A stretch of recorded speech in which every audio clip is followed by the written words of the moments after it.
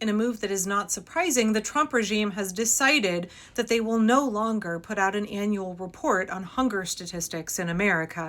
Now, the timing of this is uncanny because I was all set to talk about hunger in the United States today. I will still likely make that video right after this one. Before this nightmare that we're living now, a lot of my content was focused around food justice, how people have a right to access nourishing, culturally appropriate foods, how we need to be building resilient local food economies that would strengthen not only our communities where we live, but our entire food system. And it would also be far more sustainable, right? This is a tremendous passion of mine for a long time. For many years, I ran a gardening project for a food bank in East Portland.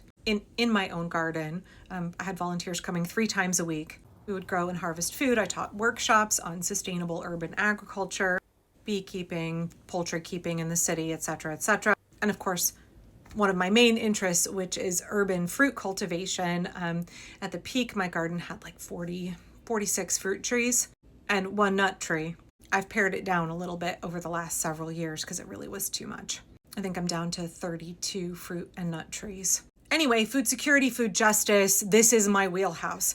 So, yeah, seeing the Trump regime decide that they're no longer going to put out their annual hunger report, not surprising, Trump fired his data chief for being willing to honestly report on jobs data. He doesn't want factual information coming out about all the ways he's wrecking this country. He's making us more food insecure, more economically insecure. He's reducing our quality of life. He's increasing our suffering. Why would he want accurate reporting on that? Of course, he's going to try and suppress that information. So this new piece out today says, after cuts to food stamps, the Trump administration ends its government's annual report on hunger in America.